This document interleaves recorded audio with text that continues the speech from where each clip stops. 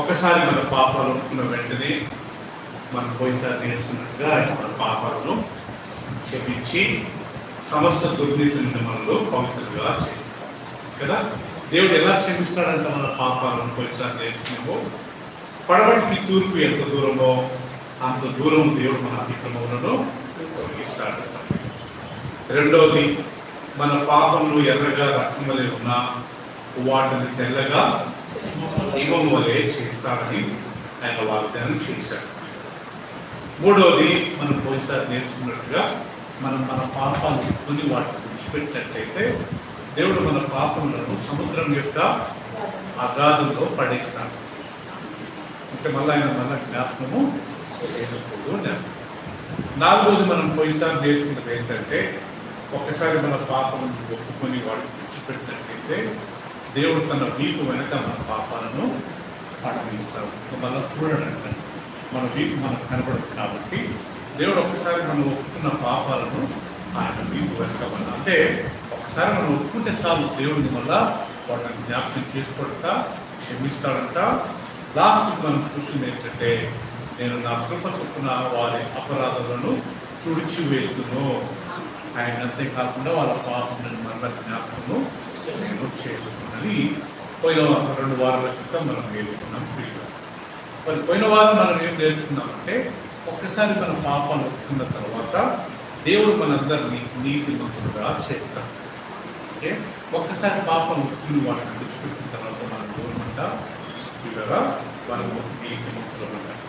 ఒక్కసారి దేవుడు మనల్ని నీతిమంతులుగా ముద్రించబడ్డ తర్వాత, ముద్ర వేసిన తర్వాత మనం ఒకవేళ ఏమైనా తప్పులు చేసినా వాటిని ఒప్పుకొని విడిచిపెట్టినట్లయితే మనం అలాగే నీతిమంతులుగా కొనసాగుతాం.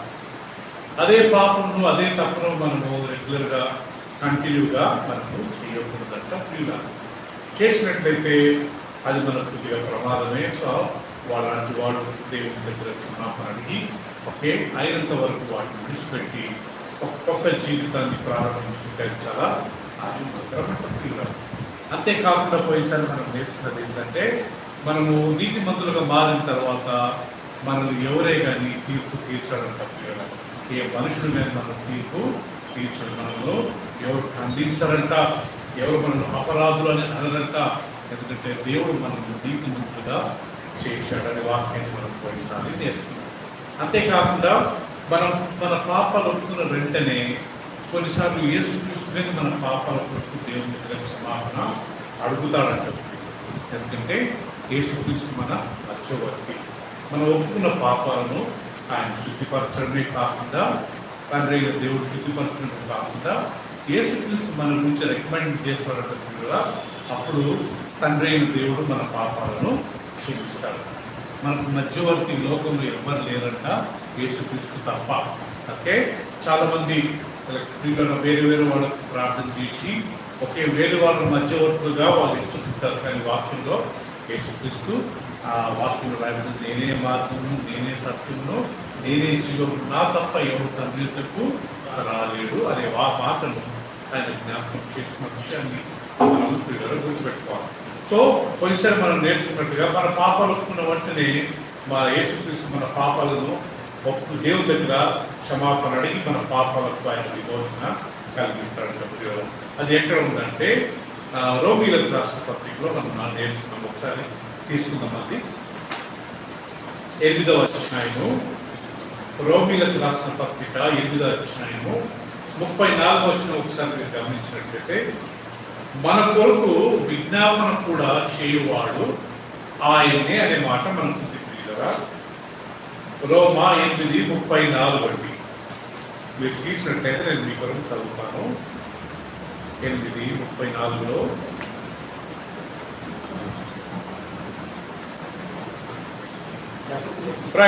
శిక్ష విధించువాడెవడు అంటే ఒకసారి దేవుడు మనల్ని నీతిమంతులుగా తీర్చిన తర్వాత శిక్ష విధించువాడెవడు చనిపోయిన క్రీస్తు యేసే. అంతేకాదు మృతులలో నుండి లేచిన వాడును దేవుని కుడిపార్శ్వన ఉన్నవాడును మన కొరకు ఏం చేస్తున్నాడట, విజ్ఞాపము కూడా చేయవాడు ఆయనే. సో ఇది ఇంకో మాట గుర్తుపెట్టుకోవాలనుకుంటున్నా. మన గురించి శ్రీలేఖ గారు దేవుని దగ్గర విజ్ఞాపన చేసేది ఏ మధ్యవర్తి కాదంట, ఎవరంట? యేసుక్రీస్తే కదా. రోమన్ క్యాథలిక్ చర్చ్లో వాళ్ళు మేరీకి ప్రార్థన చేస్తే మరమ్మ వెళ్ళి యేసుప్రభు చెప్తారంట, యేసుప్రభు వెళ్ళి దేవుని దగ్గర క్షమాపణ అడుగుతాడని వాళ్ళు నమ్ముతారు. కానీ బైబిల్లో ఆ వాస్తవాలు, ఆ వాక్యాలు మనకి లేవు. ప్రియులారా, మృతులలో నుండి లేచి తండ్రి కుడిపార్శ్వన కూర్చున్న క్రీస్తు ఆయన మన కొరకు విజ్ఞాపన చేస్తూ ఉన్నాడు. ఆయన రెగ్యులర్గా మనం ప్రార్థన చేస్తుంటాడు. సో మనం బ్రతికిన రోజు ఇది గుర్తుపెట్టుకోవాలా, మన కొరకు ప్రార్థన చేసేవాడు ఈ లోకంలో యేసుక్రీస్తు తప్ప ఎవరు లేరు. ఓకే, ఇంకొక వాక్యం మనం తీసుకుందామా? పోయినసారి నేర్చుకునే వాక్యము హీబ్రీయులకు రాసిన పత్రిక 7వ అధ్యాయం. యేసుక్రీస్తు మనకు కీలకంగా ప్రార్థన చేస్తున్నాడు. ఇక్కడ రాయాలి. హీబ్రీయులకు రాసిన పత్రిక 7వ అధ్యాయం 23 నుంచి మనం ఒకసారి చదువుకుందాం. ప్రియులారా, 7వ అధ్యాయం 23 నుంచి మనం చదువుకున్నట్లయితే అక్కడ స్పష్టంగా ఈ యొక్క గ్రంథకర్త ఏమని రాస్తున్నాడు చూస్తున్నాము. ప్రియులారా, 23వ వచనము, మరియు ఆ యాజకులు మరణము పొందుట చేత ఎల్లప్పుడూ ఉండ సాధ్యము కాలందున అనేకులైది కానీ ఈయన అంటే యేసుక్రీస్తు నిరంతరము ఉన్నవాడు కనుక మార్పు లేని యాజకత్వము కలిగిన వాడాయను. ఈయన తన ద్వారా దేవుని యొద్దకు వచ్చు వారి పక్షంగా ఏం చేస్తున్నాడంట? విజ్ఞాపన చేయుటకు నిరంతరము జీవించుచున్నాడు కనుక వారిని సంపూర్ణంగా రక్షించుటకు శక్తివంతుడై ఉన్నాడు. ఈ మాట గుర్తుపెట్టుకుందాం ప్రియులారా.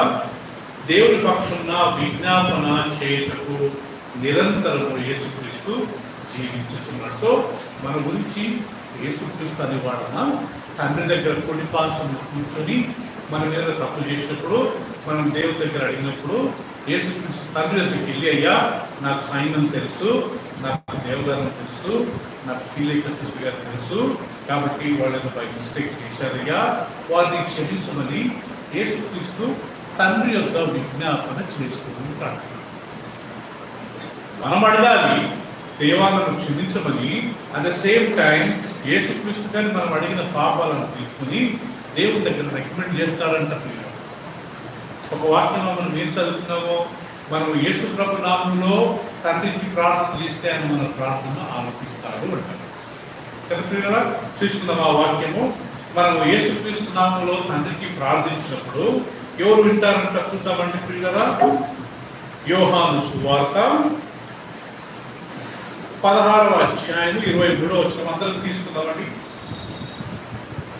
మనం అడగాల దేవుణ్ణి, తండ్రి యేసు ప్రభు నామములో నన్ను క్షమించమని అడిగినప్పుడు దేవుడు మనం క్షమిస్తాడంట. మనం యేసు ప్రభు నామములో ఏది అడిగినా ఆయన మన ప్రార్థన ఆలకిస్తాడంట. ప్రియులారా, 16వ అధ్యాయము 23వ వచనం చూసుకున్నామా.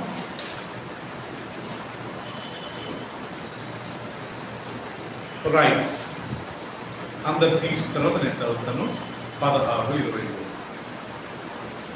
ఆ దినమున మీరు దేని గురించి నన్ను అడగరు. ఏ దినమున? నేను ఒకసారి పరలోకానికి ఎత్తబడ్డ తర్వాత అడగరు. మీరు తండ్రిని నా పేరిట ఏమి అడిగినను ఆయన మీకు అనుగ్రహించునని మీతో నిశ్చయముగా నేను చెప్పుచున్నాను. ఆమేన్. సో మీరు ఇక్కడ సిస్టర్ గారు బైబిల్ ఏముందంటే యేసుక్రీస్తు శిష్యులకు నేర్పిస్తున్నాడు. ఆ దినమున ఏ దినమున? నేను పరలోకానికి ఎత్తబడ్డ తర్వాత, ఒకే పరిశుద్ధాత్మ దేవుడి భూమికి వచ్చిన తర్వాత, ఆ దినము నుంచి ఇంకా లోక యుగ సమాప్తి వరకు మీరు తండ్రికి నా నామమున తండ్రిని ఏమైనా అడిగినా ఆయన మీ ప్రార్థన ఆలకించున్నాడు, మీకు జవాబు. ఓకే, ఇది మనం డైరెక్ట్గా సన్ని దేవుణ్ణి అడగాలి. ఇంకొక వాక్యం అదే యోహాను 17:16. 15:16.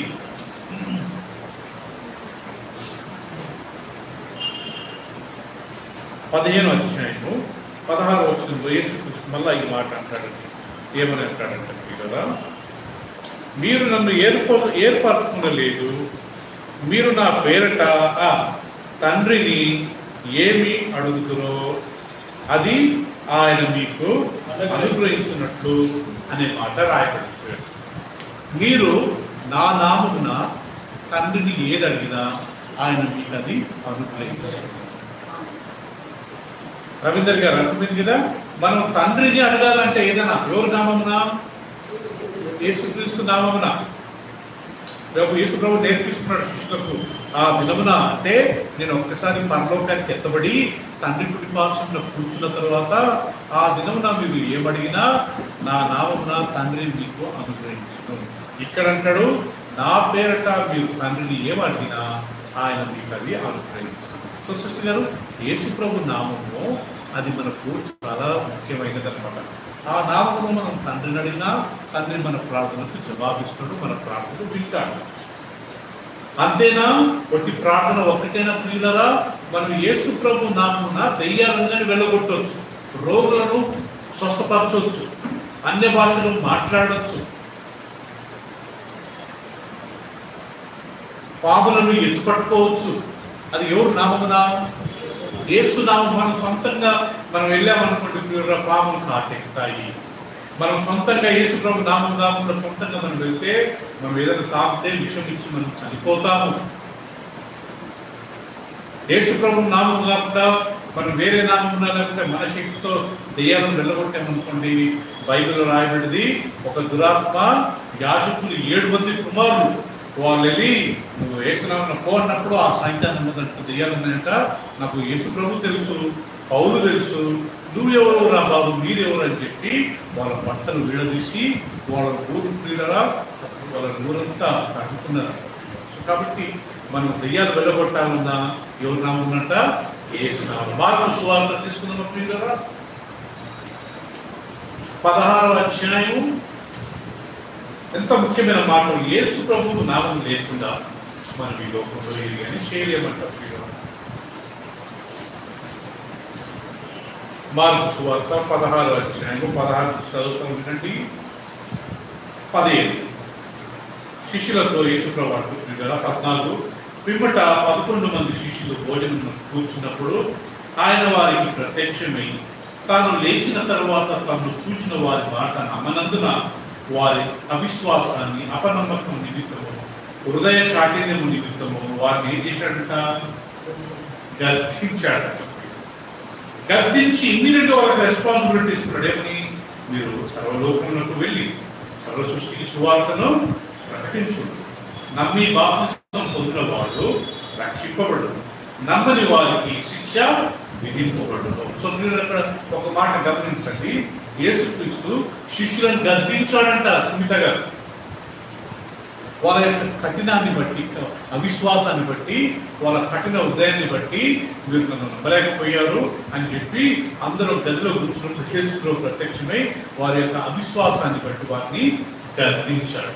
గద్దించి వాళ్ళని వదిలేశాడా? ఇమ్మీడియట్ గా వాళ్ళకు రెస్పాన్సిబిలిటీ ఇచ్చింది దేవత. ఏంటి ఆ రెస్పాన్సిబిలిటీ? మీరు సర్వలోకానికి వెళ్ళి సువార్తను ప్రకటించండి. గద్దించాడు, కానీ గద్దించి వాళ్ళ మీద కోపంతో వదిలిపెట్టాడా? వాళ్ళని గద్దించి మరలా వారికి రెస్పాన్సిబిలిటీ ఇచ్చి మీరు సర్వలోకానికి వెళ్ళి సర్వ సృష్టికి సువార్తను ప్రకటించండి, నమ్మి బాప్తిసం పొందిన వారు రక్షింపబడతారు, నమ్మని వారికి శిక్ష ఇదవుతారు అని చెప్పి 17వ వచనంలో నమ్మిన వారి వలన ఈ సూచన క్రియలు కనబడవు. ఏమనగా ఆ మాట గుర్తుపెట్టుకోండి, నా నామమున అనే మాట అండర్లైన్ చేసుకోండి. యేసు ప్రభు నామమున మనం ప్రార్థిస్తే వింటాడు. ఇక్కడ నా నామమున నమ్మిన వారి వలన ఈ సూచన క్రియలు కనబడవు. ఏదైనా నా నామమున ఏం చేస్తారు వాళ్ళు? వెరీ గుడ్, దెయ్యములను వెళ్ళగొట్టుదురు. రెండవది కొత్త భాష చెప్పండి మాట్లాడుతున్నారు. మూడవది పాములను ఎత్తి పట్టుకుందరు. నాలుగవది మరణకరమైనది తాగినను అది వారికి హాని చేయదు. ఐదవది రోగుల మీద చేతులు ఉంచినప్పుడు వారు స్వస్థత నొందుదరని వారితో చేయదు. ప్రియులారా, ఈ 5 సూచక క్రియలు ఎవరి ద్వారా జరుగుతాయంట? నమ్మిన వారి వలన.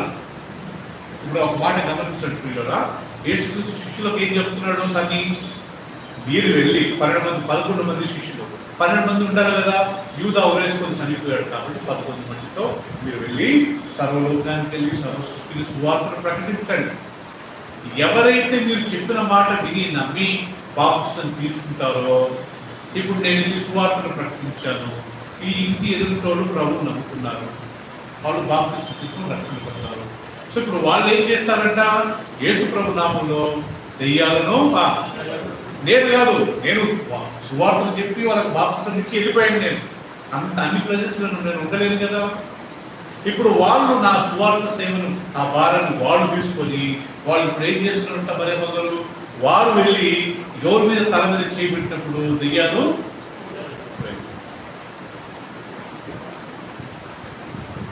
కొత్త భాషలు మాట్లాడతారు, పాములను ఎత్తి పట్టుకుంటారు, రోగుల మీద చేతులు ఉంచినప్పుడు వారికి స్వస్థత కలుగుతుంది. ఎవరి వలన? నా వలన. ఎవరైతే నమ్మి బాప్తిసం. ఇప్పుడు సునీత గారు, మీరు రవీంద్ర గారు, అన్ని మీరు ప్రభుత్వం నమ్ముకుని బాప్తిసం తీసుకుని 10 సంవత్సరాలు అవుతుంది, లేదా ఇప్పుడే తీసుకుంటారు అనుకోండి. నేను సువార్త చెప్పి మీకు వెళ్ళిపోయాను. నేను ఎక్కడో లాలగూడలో మల్కాజ్గిరిలో ఉన్నాను, కానీ ఇక్కడ అల్వాల్ ప్రాంతంలో మీరేం చేస్తున్నారంట? ఇంటింటికి వెళ్ళి సువార్త ప్రకటించి ఎవరికైనా బాగా లేకుంటే మీరే వాళ్ళ తల మీద చేపెట్టి ప్రార్థన చేస్తే వాళ్ళు బాగా అవుతారంట. నమ్మిన వారి వలన ఈ సూచక క్రియలు జరుగును. 17వ వచనం మన చదువుతాం కదా. నమ్మిన వారి వలన ఈ సూచక క్రియలు కనబడును.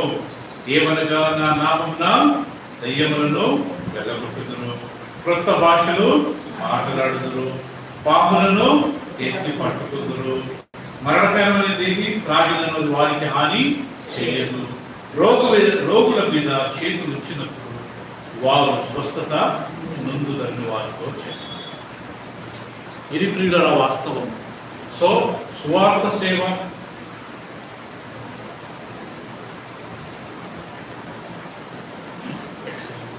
సువార్త సేవ నేను చేసి మీకు వాక్యం చెప్పి మీకు బాప్తిసం ఇచ్చి నేను వెళ్ళిపోతాను. కానీ ఇక్కడ అల్వాల్లో ఉన్న మనం ఏం చేయాలంట? రోగులకు వెళ్ళి మనము ప్రార్థన చేయాలంట, దెయ్యాలు వెళ్ళగొట్టవచ్చు అంట కదా. రిక్కిగా చేయొచ్చు, శ్రీలేఖ మీరు చేయొచ్చు, మరేమన్నా మీరు చేయొచ్చు. నమ్మిన వారి వలన ఈ సూచన క్రియలు కనబడతాయి. యేసునామమున మనం తండ్రికి ప్రార్థిస్తే దేవుడు పుట్టాడు. రెండోది, యేసునామమున మనం దెయ్యాలు వెళ్ళగొట్టవచ్చు, రోగులను స్వస్థపరచవచ్చు. అండ్ అంతేకాకుండా ప్రియులరా, మనము ఆ హానికరమైనది ఏది తాగిన మనకు హాని కలగదు కదా. విష పదార్థాలు మనం ఒకవేళ తాగినంటే మనం విషం పూసుకుని తాగడం జరుగుతుంది కదా. ఎవరైనా మనం చంపాలనుకున్నారు అనుకోండి, మనకి ఏదో నీళ్ళలో కలిపి ఇచ్చారనుకోండి, బైబిల్లో రాయబడింది మనం ఏదైనా తాగక ముందు తినక ముందు ప్రార్థన చేసుకొని మనం తాగి తిన్నప్పుడు అది పరిశుద్ధపరచబడుతుందని వాక్యంలో రాయబడింది. ప్రియులారా, తిమోతికి రాసిన మొదటి పత్రిక తీసుకుందామా, 4వ అధ్యాయము. మనం ఏదైనా తినక ముందు త్రాగక ముందు ఏం చేయాలంటే ప్రియులారా, అది హోటల్లో కావచ్చు, లేకుంటే బేకరీలో కావచ్చు, లేకుంటే ఫాస్ట్ ఫుడ్ సెంటర్లో కావచ్చు, మనం చేయాల్సింది ఏంటంటే ప్రియులారా, మనం తినక ముందు తిమోతికి రాసిన పత్రిక 4వ అధ్యాయం, ఐ థింక్ 6వ వచనం అనుకుంటానండి. నేను చదువుతాను, అందరూ గమనించండి. 4వ అధ్యాయము 4వ వచనం. దేవుడు సృజించిన ప్రతి వస్తువు మంచిది, కృతజ్ఞతాస్తుతులు చెల్లించి పుచ్చుకునే నెడగా ఏది నిషేధింపదగినది కాదు. ఏదైనా అది దేవుని వాక్యం వలనను ప్రార్థన వలనను ఏం చేయబడుతుంది? పవిత్రపరచబడుతుంది. అర్థమైంది కదా? అమ్మా, దేవుడు మీరు సృష్టించింది ఏ పదార్థము చెడ్డది కాదు. మీకు తెలుసు, చైనాలో ప్రతి మాంసం తింటారు, ఇది పాములను పట్టుకుని తింటారు కదా, ఏళ్ళని పట్టుకుని తింటారు, ఈవెన్ బొద్దికలను పట్టుకొని తింటారు. ఇంకా వాళ్ళ బాడీకి అది అడ్జస్ట్ అయిపోయింది లేకపోయినా. కానీ బైబిల్లో రాయబడ్డది, మీరు ఏదైనా తినకముందు ఏం చేయాలంటే సునీత గారు దానికి కృతజ్ఞతాస్తుతులు చెల్లించి తినాలి. ఇప్పుడు మనకు స్నాక్స్ ఇస్తారు సండే, థర్స్డే, లేకపోతే ఒక పెళ్లికి వెళ్ళాము, లేకపోతే ఒక ఫంక్షన్కి వెళ్ళాము, మనం వాడు డిన్నర్ చేయకముందు మనం ఏం చేయాలంట, అందరు ప్రేయర్ చేయడం వేరు, నా చేతికి నా ప్లేట్ వచ్చిన తర్వాత నేను వ్యక్తిగతంగా ఆ ప్లేట్ గురించి ఆ అన్నం గురించి ప్రార్థన చేసుకోవాలి. నీరు తాకముందు థ్యాంక్ యూ ప్రభువా అని మనం దాన్ని ప్రార్థన చేసుకుని మనం తాగినప్పుడు ఒకవేళ బై ఛాన్స్ దాంట్లో ఏమైనా ఇన్ఫెక్షన్స్ ఏమైనా ఉన్నాయనుకోండి కదా, మన కడుపులోకి వెళ్ళి అది ఏ రోగం రాకుండా మనకు కాపాడుతుందని దేవుడు వాక్యం సెలవు. మళ్ళా చదవండి 4వ వచనం ప్రియురా, తిమోతి 4:4. దేవుడు సృజించిన ప్రతి వస్తువును మంచిది, కృతజ్ఞతాస్తుతులు చెల్లించి పుచ్చుకునే ఎడల ఏది నిషేధింపదగినది కాదు. ఏదైనా అది దేవుడి వాక్యం వలనను ప్రార్థన వలనను ఏం చేయబడుతుందంట, పవిత్రపరచబడుతుంది. అందుకనే రికి మనం అందరం తినకముందు, నీళ్ళు తాగకముందు, అది బ్రేక్ఫాస్ట్ కావచ్చు, లంచ్ కావచ్చు, ఏమైనా స్నాక్స్ కావచ్చు, ఏం చేయాలంటే దేవుదనం ప్రార్థన చేసుకుని ప్రభువా నీకు స్తోత్రాలు. హెబ్రోన్ చర్చిలో నేను చూశాను, నీళ్ళు ఇచ్చినా కానీ నీళ్ళ గురించి ప్రార్థన చేసుకుంటాను. స్నాక్స్ ఇచ్చినా ఆ స్నాక్స్ గురించి ప్రార్థన, అది మంచి పద్ధతే కదా, మంచి అలవాటే, మనం కానీ నేర్చుకోవాలంట ప్రియుల. సో ఆ రకంగా మనం విష పదార్థాలు ఏ తాగినా మనకేం కాదంట ప్రియుల. యేసు నామమున అంత బలము ఉంది. మీరు నా నామమున తండ్రిని ఏదడిగినా అది మీకు అనుగ్రహిస్తాడు. రెండవది యేసు ప్రభు నామమున మనం దెయ్యాలు వెళ్ళగొట్టవచ్చు, రోగులను స్వస్థపరచవచ్చు, పాములను ఎత్తుకోవచ్చు, అంతేకాకుండా కొత్త భాషలు మాట్లాడవచ్చు, అంతేకాకుండా విష పదార్థాలు ఏది తాగినా మనకేమీ హాని కలగదు. మూడవది యేసు ప్రభు నామమున మనం ఇంకోటి చేస్తున్నాం. ఏంటంటే ప్రియుల, మత్తయి సువార్త 18:20 తీసుకుంటామండి.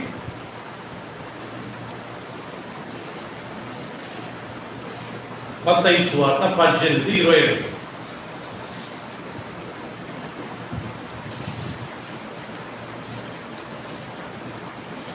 ఏమని రాయబడ్డారు ఇక్కడ 18:20లో? యేసుక్రీస్తు చెప్తున్న మాటలను సొంతంగా రైట్ నేను చదువుతాను, అందరు గమనించండి. 18:20లో ఏదైనా ఇద్దరు ముగ్గురు చెప్పండి, నా నామమున మీరు తండ్రిని ఏదడిగినా ఆయన మీకు ఇస్తాడు. రెండోది నా నామమున దెయ్యాలలో వెళ్ళగొడతారు, నా నామమున రోగుల మీద చేతులు ఉంచినప్పుడు వారికి స్వస్థత కలుగుతుంది, నా నామమున మీరు విష పదార్థాలు ఏది తాగినా మీకేమీ హాని కాదు. ఇక్కడ మూడోది, నా నామమున ఎక్కడ ఇద్దరు లేకపోతే ముగ్గురు కూడి ఉందరో వారి మధ్య నేను ఉంటాను. చూసారా సార్, యేసు ప్రభు నామం ఎంత శక్తి ఉందో, యేసు నామం ఎంత బలం ఉందో. ఆ నామం తీసుకుని డైరెక్ట్ గా తండ్రితో మనం మాట్లాడవచ్చు అంట, ఆ నామం తీసుకుని దెయ్యాలను వెళ్ళగొట్టవచ్చు అంట, రోగుల మీద చేతి నుంచి యేసు నామంలో రోగమా పో అని అనొచ్చు అంట. ఏదైనా తాక ముందు ప్రభువా నీకు వందనాలు, ఈ యొక్క నీళ్ళని దీవించండి ప్రభువా అని మనం ప్రార్థన చేసుకుని యేసు నామంలో తాగినప్పుడు దాంట్లో ఒకవేళ విష పదార్థం ఉన్నా మనకు అది హాని కలిగించేది. అదే కదా దాని అర్థం. నా నామమున విశ్వసించిన వారు నా నామమున ఇవన్నీ చేస్తారు. సో మనం డైరెక్ట్ గా దేవుడిని ప్రార్థించినప్పుడు దేవుడు యేసు ప్రభు నామములో మన ప్రార్థనలు వింటాడు. రెండోది మనం ఇప్పుడు చదివినట్టుగా మనం ప్రార్థించినప్పుడు యేసుక్రీస్తుగానే మన గురించి ఏం చేస్తాడంటే తండ్రి అంతా విజ్ఞాపన. మనం చదివేది ఇప్పుడు 2 వాక్యాలు విజ్ఞాపన. ఇప్పుడు యోహాను, మొదటి యోహాను 1 John 1:2.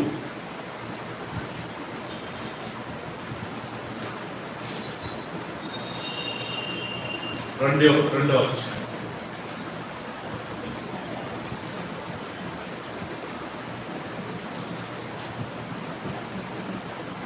మొదటి వచనం చూడండి. నా చిన్నపిల్లలారా, మీరు పాపము చేయకుండాటకై ఈ సంగతులను మీకు రాయిచున్నాను. ఎవడైనను పాపము చేసిన ఎడల నీతిమంతుడైన యేసుక్రీస్తు అను ఉత్తరవాది, అంటే లాయర్, అడ్వకేట్, తండ్రి వద్ద మనకున్నాడు. ఆయనే మన పాపములకు శాంతికరమై ఉన్నాడు. మన పాపములకు మాత్రమే కాదు, చెప్పండి, సర్వలోకములకు శాంతికరమై ఉన్నాడు. అందరం హల్లెలూయా చేద్దాం. హల్లెలూయా. సో ప్రియులారా, ఇక్కడ అంటున్నాడు యోహాను రాసినప్పుడు నా చిన్న పిల్లలారా రాసేవాడు. ఎందుకంటే ఆయన ఈ పుస్తకం రాసింది 85 సంవత్సరాలు అన్నమాట. 85 సంవత్సరాలకు వయసు గల వ్యక్తికి అందరు ఎలా కనపడతారంట? సిస్టర్ ఎలా కనపడతారు? చిన్నపిల్లలారా.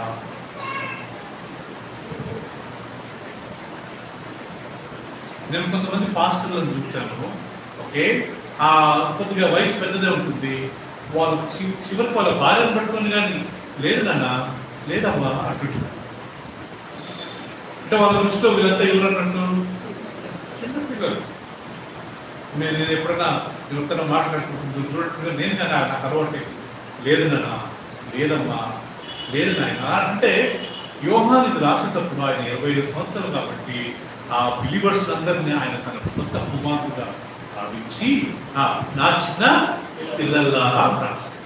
చిన్నపిల్లలారా అంటే సండే స్కూల్ పిల్లలు కాదు, ఇక్కడ చిన్నపిల్లలంటే మనకే. కాకపోతే రాసిన వయసు కొద్దిగా పెద్దది కాబట్టి ఏమంటున్నాడు ఆయన మనల్ని? చిన్నపిల్లలారా మీరు పాపం చేయకండి. ఒకవేళ బై ఛాన్స్ ఏదో పాపం చేశారే అనుకోండి, తండ్రి యొద్ద మనకు యేసుక్రీస్తు అనే ఉత్తరవాది ఉన్నాడు. ఆయన మన పాపం నిమిత్తం ప్రాయశ్చిత్తం చేసి మన కొరకు విజ్ఞాపన చేస్తున్నాడు. మన కొరకు మాత్రమే కాదు, ఆ సర్వ లోకం కొరకు ఆయన విజ్ఞాపన మన కొరకు. పిల్లరా, ఈ లోకంలో చాలా మంది కదా నమ్ముకుంటారు. ఏమని? ముఖ్యంగా రోమన్ క్యాథలిక్ చర్చ్ లో వాళ్ళందరూ నమ్ముతారు మనం మేరీకి ప్రేయర్ చేయొచ్చు, యోసేఫ్కి ప్రేయర్ చేయొచ్చు, సెంట్ యాంథనీకి ప్రేయర్ చేయొచ్చు, saint Bosco Don Bosco prayer చేయొచ్చు. ఇంకా వాళ్ళకి ఎన్నో సెయింట్స్ అండ్ భక్తులు వాళ్ళందరూ. ఇప్పుడు మీకు తెలుసు లేదో మదర్ తెరెసా కానీ ప్రేయర్ చేస్తారు. వీళ్ళు ఇప్పుడు మదర్ తెరెసా ప్రేయర్ చేస్తే ఆ మదర్ తెరెసా వెళ్ళి మరియమ్మకు చెప్తుందట, మరియమ్మ వెళ్ళి యేసు ప్రభుకి చెప్తుందట, యేసు ప్రభు వెళ్ళి లాస్ట్ ఎవరు చెప్తారంట? తండ్రికి. ఇది వాళ్ళ కాన్సెప్ట్. కానీ బైబిల్లో మనకు అలా ఉందా? పిల్లరా, మనకు ఒక్కడే మధ్యవర్తి. ఎవరైనా యేసుక్రీస్తు.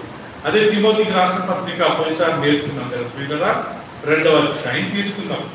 మనకి ఈ లోకంలో మధ్యవర్తి ఒక్కడే. ఆయన ఎవరంట? 2వ అధ్యాయం 5వ వచనం. తిమోతికి రాసిన మొదటి పత్రిక 2వ అధ్యాయం 5వ వచనం ఏమిటంటే, దేవుడు ఒక్కడే, దేవునికి నరులకును మధ్యవర్తి ఒక్కడే, ఆయన్ని క్రీస్తు యేసును.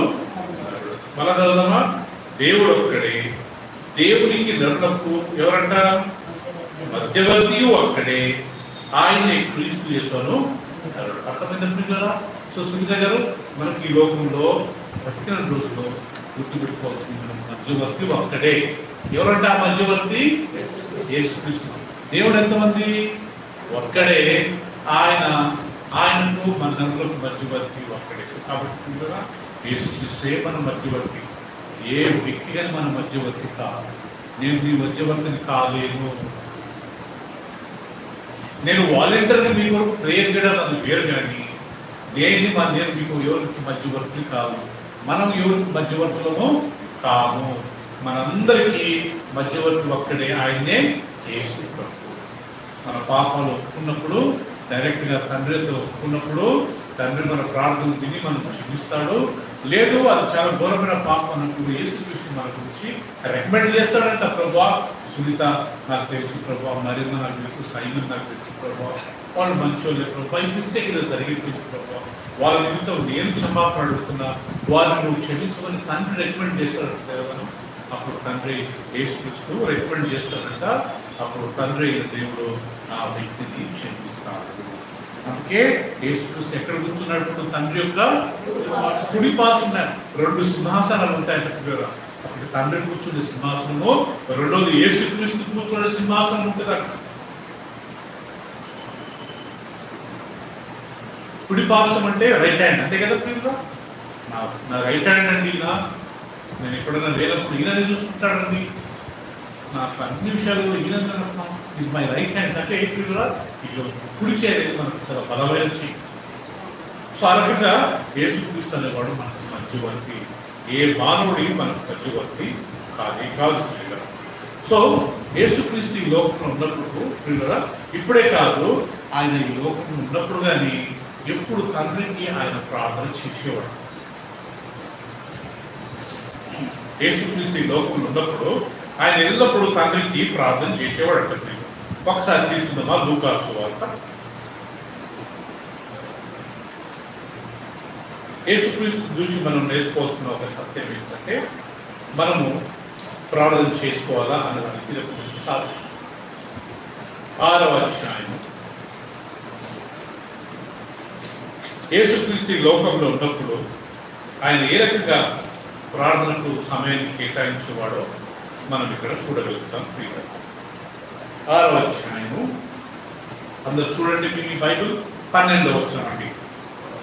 ఆ దినముల యందు ఆయన ప్రార్థన చేయుటకు ఎక్కడికి వెళ్ళాడంట? కొండకు వెళ్ళి దేవునికి ప్రార్థించుటకు రాత్రి గడిపాడు.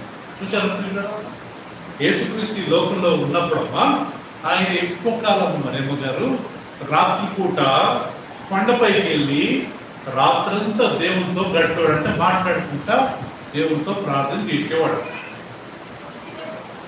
యేసుక్రీస్తుకు తెలుసు తండ్రితో మాట్లాడితేనే ఆయన బలం, తండ్రితో మాట్లాడితేనే ఆయనతో సహవాసం. మరి ఒంటరిగా ఉండగలుగుతామా పిల్లరా? మనకు ఎవరైనా మాట్లాడుతూ ఉండాలా, మనకు కూర్చొని మనకు సహవాసం ఉండాలా, లేకపోతే మనం ఒంటరిగా ఉంటే పిచ్చిలేసిపోతుంది. అందుకే ఒకరికొకరు మీరు ప్రార్థన చేసుకోండి, ఒకరికొకరు మీరు సహకరించుకోండి, ఒకరికొకరు మీరు పురిగొల్పుకోండి, ఒకరికొకరు మీరు ప్రోత్సహించుకోండి, ఒకరికొకరు మీరు గౌరవించుకోండి, ఒకరికొకరు మీరు వందనాలు చెల్లించుకోండి. ఒకరికొకరు మనం లేకపోతే శిశుగా మనం ఈ లోకంలో బ్రతుకులు పిచ్చలం అయిపోతాం. మీకు తెలుసలేదో, కాయేను వాడు దేశ దిగురుడు అయిపోయి ఎక్కడ పడితే అక్కడ తిరిగి మాట్లాడేవాడు ఎవరు లేరు. ఆయన తల మీద దేవుడు ఒక మార్క్ వేశాడంట. ఏమని? ఎవడైనా కాయేను జోలికి వెళితే నేను వాడిని 7 అంతలుగా పగదించుకుంటాను. అది చూసిన వెంటనే, ఆయన చూసిన వెంటనే ఫస్ట్ అదే చదివేవాడు. అమ్మ బాబు ఇంత సావాసం అంతా తెలిపేవారంటే ఆయన ఒంటరి ఉండేవాడంట. ఒక్కడే ఎక్కడ పోయినా ఒక్కడే. అక్కడ పోయి కూర్చున్నప్పుడు ఏదో ఆలోచన వచ్చేది అక్కడి నుంచి వెళ్ళిపోయేవాడు. అక్కడ పోయి కూర్చున్నప్పుడు మళ్ళీ ఏదో తలపు వచ్చేది అక్కడి నుంచి లేచిపోయాడు. అట్టా దేశ దిగుబడి తిరిగి తిరిగి తిరిగి తిరిగి చచ్చిపోయాడంటే. ఒంటరితనం చాలా డేంజర్. అందుకే దేవుడు ఆదాము ఒంటరిగా ఉండడం మంచిది కాదని చెప్పి అవ్వనిచ్చాడు. ఇచ్చాడు కదా ప్రియుడు, ఒక తోడు కదా ప్రియుడా. లేకపోతే ఒంటరితనం చాలా దేవుడు ఎంత మంచాడు కదా. సో కాబట్టి ప్రియుడా, యేసుక్రీస్తు బైబిల్ రాయబడింది, ఆ దినముల యందు ఆయన ప్రార్థన చేయుటకు కొండకు వెళ్ళి దేవుని ప్రార్థించుటకు రాత్రి ఆయన రాత్రి గడిపి పొద్దున్న ఏం చేశాడంట? ఉదయాన్నే లేచి ఉదయం అయినప్పుడు ఆయన తన శిష్యులను పిలిచి వారిలో 12 మందిని ఏర్పరిచి వారికి అపోస్తలులు అని పేరు పెట్టెను. వీరెవరనగా 12 పేర్లు ఇక్కడ రాయాలి. ప్రియులని చెప్పండి, యేసుక్రీస్తు 12 మంది అపోస్తలులను ఎన్నుకోకముందు ఏం చేశాడంట? సని యేసుక్రీస్తు 12 మంది అపోస్తలులను ఎన్నుకోకముందు ఏం చేశాడంట? మరేమ్మా రాత్రంతా ప్రార్థన చేసి అప్పుడు ఎన్నుకున్నాడంట. అంటే యేసు ప్రభు 12 మందిని ఎన్నుకున్న విషయంలో ఎలాంటి తప్పు జరగలేదు, రాంగ్ చాయిస్ లేదు. తండ్రి క్లియర్గా 12 పేర్లు ఇచ్చిండు యేసు ప్రభుకి. బాబు 1 2 3 4 వీళ్ళనే నువ్వు ఎన్నుకోవాలా. యేసు ప్రభు రాత్రంతా ప్రార్థన చేసి పొద్దున్నే కొండ దిగి వచ్చి శిష్యులంతా ఉన్నారంట. ఒకే పేతురు. మీరు చూద్దాం ప్రియుడు ఎవరు ఆ 12 మంది ప్రియుడు ఒకసారి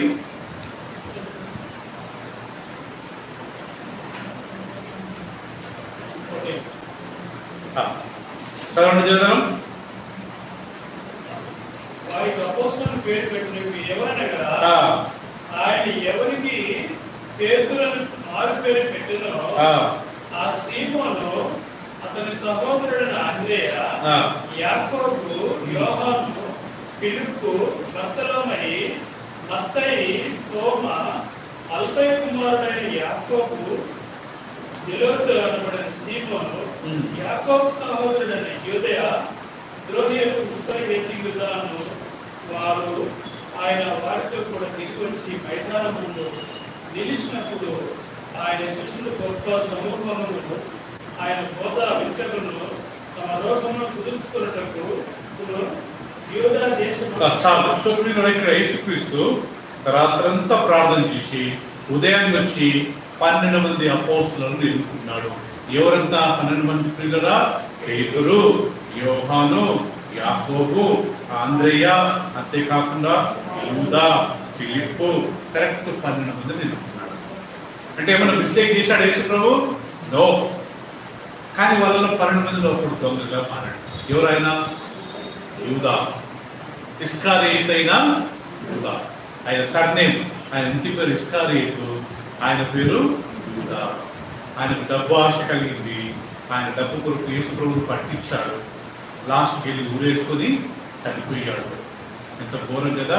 యేసు ప్రభుతో ఉండి ఆయన సేవ చూసి ఆ జీవాన్ని పోగొట్టుకుని చివరికి నరకాన్ని, మరణాన్ని ఎంచుకున్నాడు. ఈ డబ్బు ఆశ మంచిది కాదంట ప్రియులారా.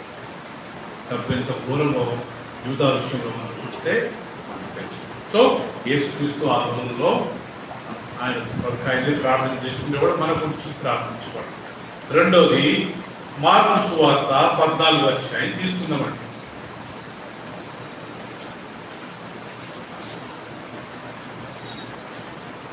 మార్కు సువార్త 14వ అధ్యాయం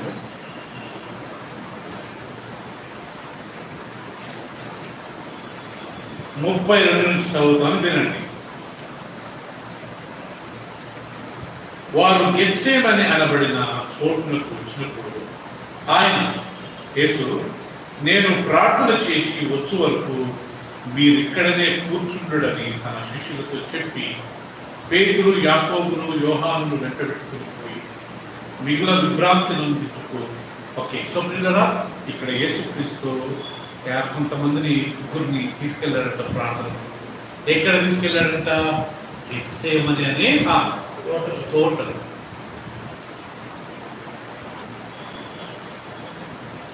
ఏమని ప్రార్థించాడు ప్రియులారా? గెత్సేమని తోటలు తెలుసు కదా మీకు? ప్రభువా, ఈ పాత్ర నా యుద్ధ నుంచి తొలగించుము.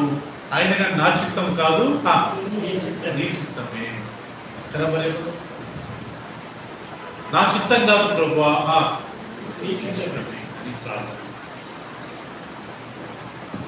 కొండకెళ్ళి ప్రార్థన చేశాడట. ఇక్కడికి వెళ్ళాడట, గెత్సేమని తోటకి వెళ్ళి ప్రార్థన.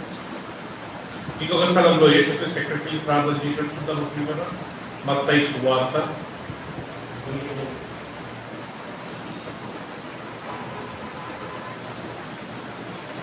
32 నుంచి 35 వరకు చదువుతుందామండి. మార్కు సువార్త, క్షమించండి, మార్కు 14లోనే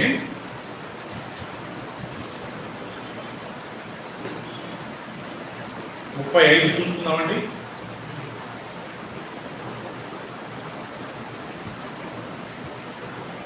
రైట్. వారు గెత్సేమని 32, వారు గెత్సేమని అనబడిన చోటులకు వచ్చినప్పుడు ఆయన, నేను ప్రార్థన చేసి వచ్చే వరకు మీరు ఇక్కడనే కూర్చుంటని తన శిష్యులకు చెప్పి పేతురును, యాకోబును, యోహానును వెంటబెట్టుకుని పోయి మిగుల విభ్రాంతి నందుటకును చింతాక్రాంతుడట్టుకును ఆరంభించెను. అప్పుడు ఆయన, నా ప్రాణము మరణమునంతగా దుఃఖంలో మునిగి ఉన్నది, మీరిక్కడ ఉండి మెలకువగా ఉండండి వారితో చెప్పి కొంత దూరము సాగిపోయి నేల మీద పడి సాధ్యమైతే ఈ గడియ తన యుద్ధ నుండి తొలగిపోవాలని ఆ ఏదికంట ప్రార్థించాడు. నా తండ్రి, నీ చిత్తమైతే ఈ యొక్క పాత్ర నా యుద్ధ నుంచి తొలగించండి. ఇప్పుడు మత్తయి సువార్త 26:36.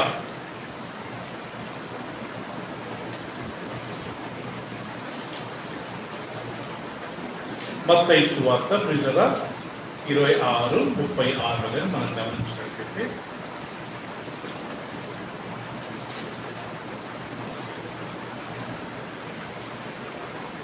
ఇదే మాట ఇక్కడ క్లియర్గా రాయబడింది.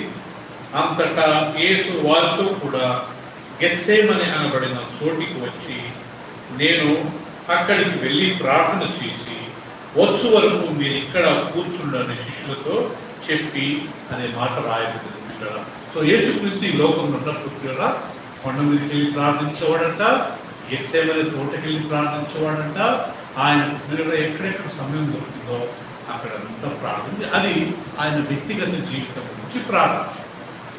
ఇంకా కొన్ని వాక్యాలలో చూస్తే బైబిల్లో దేవనం యేసుక్రీస్తు చిన్న పిల్లల గురించి కానీ ప్రార్థించాడంట. తెలుసు కదా ఆ ఇన్సిడెంట్. కొన్నిసార్లు ఒకసారి కొంతమంది తల్లిదండ్రులు వాళ్ళ పిల్లలను పట్టుకుని యేసుప్రభు దగ్గర తెచ్చారంట. యేసుప్రభు వాళ్ళందరినీ తొడ మీద కూర్చోబెట్టుకొని వాళ్ళ తల మీద చేతులుంచి వాళ్ళ కొరకు ఏం చేశాడంట? ప్రార్థన చేశాడు. అది ఎక్కడ నుంచి చూస్తాం? మత్తయి సువార్త 19వ అధ్యాయం. అంటే ఆయన ఈ లోకంలో ఉన్నప్పుడు మాత్రమే ప్రార్థన చేయడం కాదు, ఇప్పుడు కానీ చేసుకున్నాడు అని అర్థం. ఇప్పుడే కాదు, ఈ లోకంలో ఉన్నప్పుడు కానీ ఆయన చేశాడు అని అర్థం. 19:13 చూసుకుందామండి. మత్తయి సువార్త 19:13. అప్పుడు ఆయన వారి మీద చేతులుంచి ప్రార్థన చేయవలనని కొందరు చిన్న పిల్లలను ఆయన యొద్దకు తీసుకుని వచ్చి ఆయన శిష్యులు తీసుకుని వచ్చిన వారిని గద్దింపగా యేసు ఏమన్నాడంట? చిన్న పిల్లలను ఆటంకపరచక వారిని నా యొద్దకు రానియుడి, పరలోక రాజ్యం ఇలాంటి వారిని చెప్పి ఏం చేశాడంట? వారి మీద చేతులుంచి అక్కడ నుంచి లేచిపోయింది. చేతులు ఉంచి అంటే అర్థం ఏంటి ప్రియులరా? చెప్పండి. చేతులు ఎందుకు ఉంచుతారు? ప్రార్థనకే కదా ప్రియులరా. చిన్నపిల్లలు ఆ తల్లిదండ్రులు ఎందుకు తెచ్చారంట ఈ దగ్గరికి? చిన్నపిల్లల్ని ప్రార్థన చేయడం కదా. సో యేసుప్రభు ఏం చేశాడంట? వాళ్ళ తలల మీద చేతులుంచి ప్రార్థన చేశాడు. అంటే దేవునికి చిన్నపిల్లలు కానీ చాలా ఇంపార్టెంట్. మనం ఈరోజు ఉన్నామంటే ఒకప్పుడు మనం కానీ చిన్నపిల్లలమే కదా. మనం కానీ రికీ స్టేజ్ దాటాం కదా, మనం ఎంసీబా స్టేజ్ మనం దాటాం కదా సరే. మనం ఇంత పెద్దలము అవ్వడానికి ఒకప్పుడు చిన్నపిల్లలు ఉండేవచ్చాం. ఆ రకంగా యేసు చిన్నపిల్లలను నిర్లక్ష్యం చేయలేదు, వాళ్ళ మీద చేతుల నుంచి ప్రార్థన చేశారు. ఇంకొక వాక్యంలో యేసుక్రీస్తు ప్రియులరా పేతురు గురించి ప్రార్థించాడట. లూకా సువార్త 22వ అధ్యాయం ఒకసారి తీసుకున్నామంటే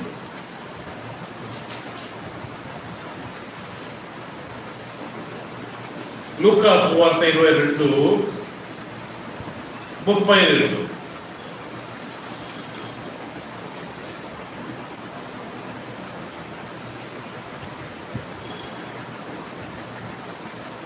మరి 31 చదువుకుందామండి. సీమోను సీమోను, ఇదిగో సాతాను మిమ్మును పట్టి గోధుమల వలె జల్లించుటకు మిమ్మును కోరుకున్నాను, కానీ నీ నమ్మిక తప్పిపోకున్నట్లు నేను నీ కొరకు ఏం చేశాను? వేడుకుంటుని. నీ మనసు తిరిగి తర్వాత నీ సహోదరులను స్థిరపరచుమని చెప్పాను. సో ప్రియులరా, ఇక్కడ యేసుక్రీస్తు పేతురు గురించి ప్రార్థన చేశాడు. ఎందుకు ప్రార్థన చేశాడంటే ప్రియులరా, ఒకరోజు యేసుక్రీస్తు కనుక చదివితే యేసుక్రీస్తు నేను యెరూషలేముకి వెళ్ళి నేను చనిపోతాను, అక్కడ ప్రధాన యాజకులు నన్ను చంపేస్తారు, నేను పాత పెట్టబడతాను, 3 దినం చేస్తాను అన్నప్పుడు, లేదు ప్రభా నేను ఎవరు చంపుతారో నేను వాళ్ళని వదలను అన్నప్పుడు పేతురు వాళ్ళు మాట్లాడుతున్నాను, నువ్వే 3 సార్లు కోడికి లేకుంటే ఎవరు నేను తెలియదు అంటావు అని చెప్పి ఏం వినియావు? నీ విశ్వాసం కదిలిపోకుండా నిమిత్తము నేను తండ్రిని నీ కొరకు ఆ ఎన్నికను వేడుతున్నాను ప్రభా. పేతురు పడిపోకూడదు. మనం ఇతరుల గురించి ప్రార్థించవచ్చు, పేతురు పడిపోకూడదు. ఆయన విశ్వాసంలో స్థిరంగా ఉండాలా, ఆయన బలపడాలా, సన్ని ఆత్మీయంగా ఎదగాల. మా రవీందర్ గారు వాక్యంలో బలపడాలా, సిస్టర్ సునీత గారు ప్రార్థనలో స్థిరంగా ఉండాలా, కుటుంబం నీ సన్నిధికి రావాలా, వాళ్ళు ఎప్పుడు నేను మర్చిపోకూడదు, 6 రోజులు ఉద్యోగం చేసి 7వ రోజు నీ సన్నిధికి రావాలా అని నేను మీ గురించి ప్రార్థన చేయవచ్చు. ఇక్కడ పేతురు అంటాడు, నువ్వు పడిపోకుండా నిమిత్తం నేను నీ కొరకు తండ్రిని వేడుకున్నా, నువ్వు ఒక్కసారి స్థిరపడ్డ తర్వాత నీ సహోదరులను నువ్వు వాళ్ళ గురించి నువ్వు ప్రార్థన చేసి వాళ్ళని బలపరచు. అర్థమైంది కదా? నేను మీ గురించి ప్రార్థించినప్పుడు మీరేం చేయాలా? వేరే వాళ్ళ గురించి అందుకని జ్ఞాపకం చేసుకోవాలి కదా సిస్టర్ గారు. మనం పోయినసారి నేర్చుకున్నాం ఏమని, మనం ఒకరికొకరు ప్రార్థన చేయాలి. అబ్రహాము అబీమెలెకు గురించి ప్రార్థించినప్పుడు దేవుడు ఆయనను స్వస్థపరిచాడు కదా సిస్టర్. ఆ దేశంలోని అందరి గర్భాలను దేవుడు తెరిచాడంట. ఎందుకంటే ఈ సారాన్ని బట్టి దేవుడు వాళ్ళ గర్భాలన్నీ మూసివేశాడు. రెండోది మిరియం కుష్ఠరోగం వచ్చినప్పుడు ఎవరు ప్రార్థించారంటే ఆయన గురించి? మోషే. అయ్యా ఈ మూర్ఖురాలు క్షమించండి అయ్యా. అప్పుడు మోషే తండ్రి పోనివ్వండి ప్రభు, ఇది ఒకసారి మనం క్షమించమని అడిగాడంటే అప్పటికి దేవుడు ఇప్పుడు క్షమించాడా? నో. 7 రోజులు ఆమె క్యాంప్ బయట ఉండాలా. ఆమె తండ్రి వచ్చి ఆమె ముఖం మీద ముగియాలా. అది మొత్తాన్ని తెలిసిపోయింది. క్యాంపులో ఉన్న అందరికీ అవమానం ఏంటి కదా. మనం ఒకరు ప్రార్థించుకోవాలి. Pray for one another, God will lead them. మనం వేరేటోళ్ళ గురించి ప్రార్థించినప్పుడు దేవుడు మనకు ఆశీర్వాదం ఇస్తాడని తప్పకుండా. యోబు గురించి ఒకసారి తీసుకుందామండి. యోబు గ్రంథము 42వ అధ్యాయం 10వ వచనం అండి. యోబు 42:10.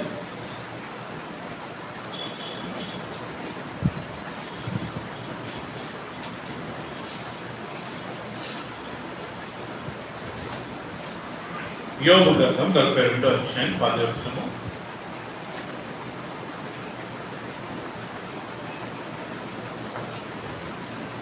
ఏమనుకుంటున్నారు ఇక్కడ? యోబు స్నేహితులు వచ్చి ఆయన గురించి చాలా చెడ్డగా మాట్లాడుతున్నప్పుడు, ఆయన వేధించినట్టు మాట్లాడినప్పుడు యోబు ఏం చేశాడంట? మరి యోబు తన స్నేహితుల నిమిత్తం ఏం చేశాడంట? ప్రార్థన చేసినప్పుడు యెహోవా అతని క్షేమస్థితిని మరలా అతనికి దయచేసాడు.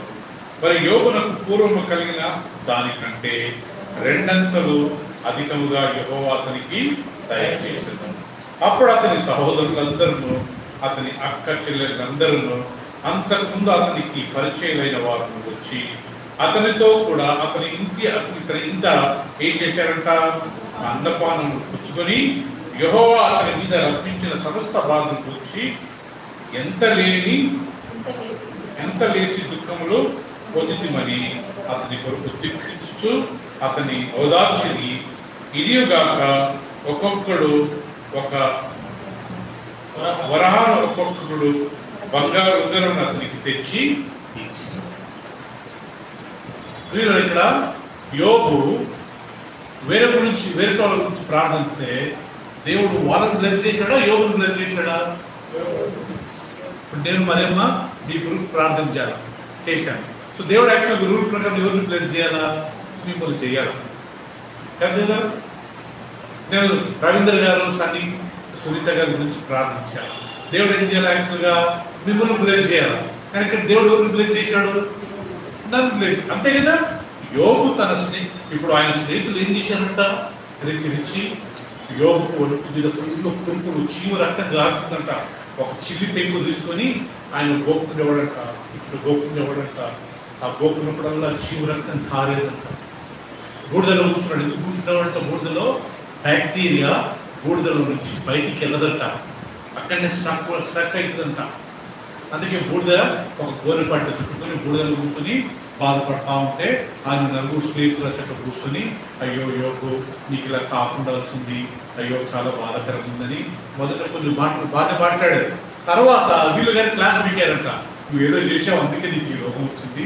నువ్వు ఏదో గొడవపడ్డావు, ఏదో పాపం చేసినావు, అందుకే నీకు ఈ రోగం వచ్చింది, అందుకే నీకు చీమ రక్తం, అందుకే నీ పిల్లలందరూ చనిపోయారు. మీకు తెలుసు లేదు, యోగుకు ఉన్న 11,500 పశువులు ఎన్ని రోజులు చనిపోయాయి? ఒకే రోజు. ఆయన పిల్లలు ఎప్పుడు చనిపోయారు? అదే రోజు. ఒకడు యోబు ఈ భోజనం చేసుకున్నప్పుడు ఒకడు వచ్చి, అయ్యా మన పశువులన్నింటినీ వాళ్ళు షీపి వచ్చి తీసుకెళ్ళారు అని చెప్తాడు. అతడు ఇంకా మాట్లాడుచుండగా మరొకడు వచ్చి ఆ ఆకాశం నుండి విప్పుబడి మన ఒంటరిని కాలిపోయినాయి. వాడు ఇంకా మాట్లాడుచుండగా మళ్ళా ఇంకొకడు వచ్చి అయిపోయినాయి. అతడు ఇంకా మాట్లాడుచుండగా గ్యాప్ లేదు, ఇంకా మాట్లాడుచుండగా ఇంకొకడు వచ్చి మన బ్యాంకులన్నీ చనిపోయాయి. అతడు ఇంకా మాట్లాడుచుండగా ఇంకొకడు వచ్చి చాలా పెద్ద షాక్ ఇచ్చాడు. ఏమని? మీ పిల్లలందరూ మీ కుమారులు అల్లుళ్ళు కోడళ్ళు మనవళ్ళు మనవరాళ్ళు అందరూ భోజనం చేయనై కూర్చున్నప్పుడు వాళ్ళు కూర్చున్న ఇంటిని తూర్పు నుండి ఒక గాలి సుడిగాలి వచ్చి వాడు గోడల మీద పెట్టిందయ్యా. ఆ గోడలు కూలి వాళ్ళందరూ ఎన్ని రోజుల తర్వాత అదే రోజు ఆస్తి పోయినాయని చెప్పి అందరూ చెప్పి అందుకు చెప్పి 5 రోజులు చెప్పి అయిపోయింది. ఇప్పుడు లాస్ట్ వాడు వచ్చాడు. ఏమని చెప్తున్నాడు? ఈ పిల్లలందరూ ఇది ఎన్ని రోజుల్లో జరిగింది? ఒక రోజు కాదు, కొన్ని గంటల అవధిలో యోగుకున్నదంతా.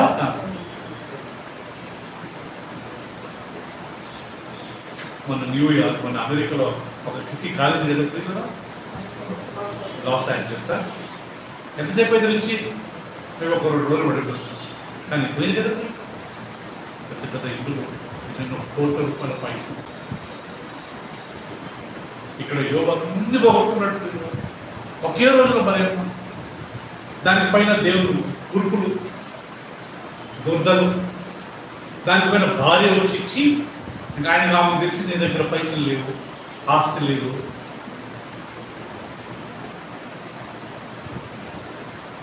పశువులు చచ్చిపోయాయి, వాళ్ళ పని మనుషులను చంపేశారు, పిల్లలు చనిపోయారు. యోగుకున్నదంతా బాగుంటుంది. యోగుకు 7,000 గొర్రెలు ఉన్నాయి. 7,000 గొర్రెలు అంటే ఇది నుంచి ఎంత దూరం ఉంటుంది? మేము పెట్రోల్ బంక్ కోరుకుంటాం. ఎగ్జాంపుల్ సిస్టర్, ఇది పెట్రోల్ బంకా? ఇంకా ఎక్కువనేనా? ఓకే. ఇది రైతు బజార్, మేము ఇంకొంచెం దగ్గరే. రైట్. 3,000 ఒంటెలు. ఒక్కొక్క ఒంటె ఎంత స్థలం తీసుకుంటారు? ఎన్ని వంటలు? 3,000 వంటలు. 500 జతల ఎద్దులు. జత అంటే 2, అంటే మొత్తం ఎన్ని? 7,000 గొర్రెలు, 3,000 వంటలు, 10,000. ఇది ఒక 11,000. 500 ఆడు గాడుగలు. ఇది చెప్పండి, మొత్తం ఎంత? 11,500 పశువులు. ఎంతమంది పని మనుషులు కావాలకి? ఎగ్జాంపుల్ నుంచి మస్కటి ఐస్ క్రీమ్ అని ఒకటి ఉంది ఇక్కడ ఇబ్రాహీంపట్నంకి వెళ్తున్నప్పుడు. మేము అక్కడ ఒకప్పుడు పోయినప్పుడు ఒక 100-150 బర్రెలు ఉండేవి. ఎంతమంది పని మనుషులు ఉండేవాళ్ళు తెలుసా? మేము 150 బర్రెలకే అంతమంది పని మనుషులు ఉంటే 11,500 పశువులకు ఎంతమంది పని మనుషులు కావాలి? వాళ్ళందరూ చనిపోయారు. పశువులన్నీ చనిపోయినాయి, కొన్ని పట్టుకుని పోయారు, పిల్లలందరూ చనిపోయారు. లాస్ట్కు రోగం వచ్చింది, చీము రక్తం కారుతుంది, భార్యను తృణీకరించింది. స్నేహితులు వచ్చి కనీసం పరామర్శిస్తారంటే వీళ్ళు వచ్చి వీళ్ళ దగ్గర క్లాస్ పెట్టుకున్నారు. యోగా ఏం చేశాడు? నుంచి లేచి కొట్టాడు, వాళ్ళను తిట్టాడు. సిస్టర్ గారు ఏమన్నారంట? వాళ్ళ కొరకు ప్రార్థన చేశాడు. ఇప్పుడు అర్థమైంది కదా పిల్లరా? మనం ప్రార్థన చేసి ఎవరికి బ్లెస్సింగ్ చేసిన వాళ్ళక, మనం ఎవరికి చేసిన వాళ్ళక? నాకు ఈ వాక్యం చదివి చాలా మంచిది తెలిసి మనం ఎవరి గురించి ప్రార్థన చేసుకుంటాం. నో డౌట్ దేవుడు వాళ్ళని బ్లెస్సింగ్ చేస్తాడు, కానీ ఆ బ్లెస్సింగ్ ఎక్కువ మనకే ఉంటుంది కదా కదా. యోగు తన స్నేహితుల నిమిత్తం ప్రార్థించగా దేవుడు ఆయన పోగొట్టుకునేదంతా మరలా ఇచ్చాడు, 2 ఇచ్చాడు.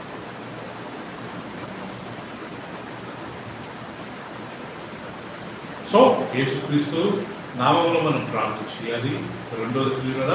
మనం ప్రార్థన చేసినప్పుడు దేవుడు ఉంటాడు. 2వది మనం ప్రార్థించినప్పుడు యేసు ప్రభు గారి తండ్రి వద్ద మన దగ్గర మన గురించి ప్రార్థించి విజ్ఞాపన చేస్తాడు కదా. 3వది యేసు ప్రభు నామంలో మనం ఏది చేసిన దేవుడు మనకు అది అనుగ్రహిస్తాడు కదా. నా నామంలో దెయ్యములను వెళ్ళగొడతాను, రోగులను స్వస్థపరుస్తాను. నా నామంలో ఎక్కడ 2-3 కూడి ఉంటారో వాళ్ళ మధ్య నేను. మనం యేసు ప్రభు నామంలోనే ఇక్కడ గ్యాదర్ అయ్యేది. కానీ యేసుప్రభు నామం ఎంత గొప్ప చూడండి. సో నా టాపిక్ ఏంటంటే మన పాపాలు ఒప్పుకోవాలి, ఒప్పుకున్న పాపాలను విడిచిపెట్టుకోవాలా.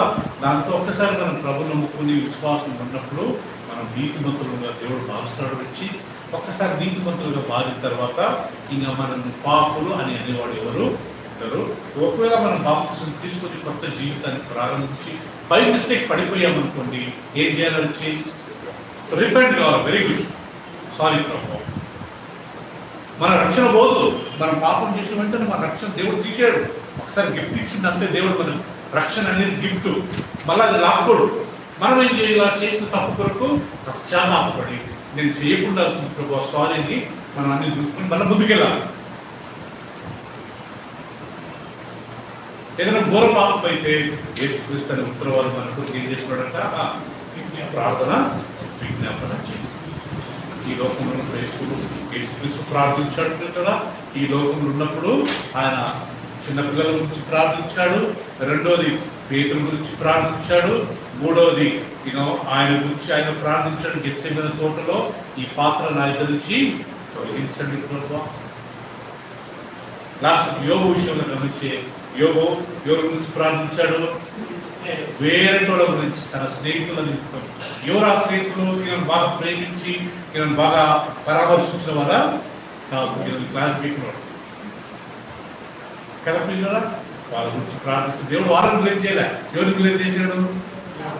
ఆయననే బ్లేమ్ చేశాడు. సో మనం దాని గురించి రోజు పడుకోకముందు మన చర్చిలో ఎవరు అందరి పేరు రాసుకోవాలి.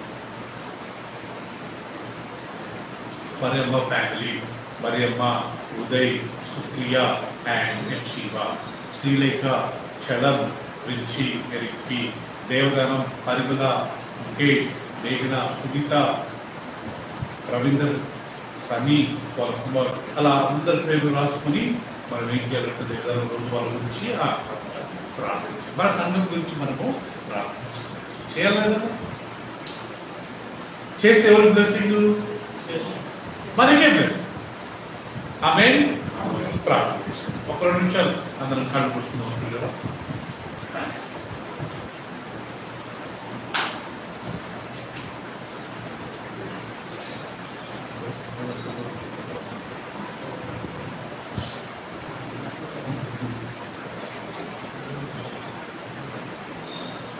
ప్రియులారా, ఇంతవరకు మనం ఇక వాక్యం ఒకసారి జ్ఞాపకం చేసుకుని ప్రభువా,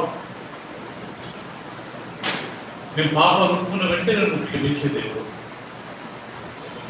థ్యాంక్ యూ ప్రభువా.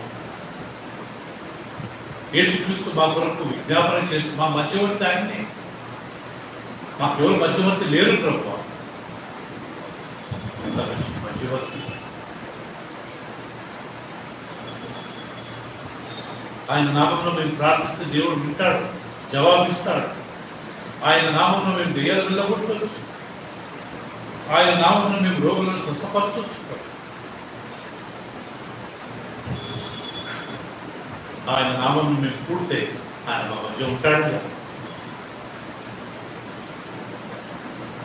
ఆయన యేసుక్రీస్తు ఈ లోకంలో ఎంతసేపు ప్రార్థించాడు. పేతురు గురించి ప్రార్థించాడు, చిన్న పిల్లల గురించి ప్రార్థించాడు, తన గురించి తాను ప్రార్థించుకున్నాడు, కొండ మీదకి వెళ్ళి ప్రార్థించాడు, గెత్సేమనే తోటలో ప్రార్థించాడు, ఒంటరిగా వెళ్ళి ఆయన ప్రార్థించాడు. ఈరోజు మనం నేర్చుకున్న సత్యం ప్రియులారా, మనం కానీ ఇతరుల గురించి ప్రార్థించినప్పుడు దేవుడు వాళ్ళకంటే మనల్ని ఎక్కువ ఆశీర్వదిస్తాడంట. ఎప్పుడు మన భార్య, మన భర్త, మన పిల్లలు అని కాకుండా ఇతరుల గురించి మనం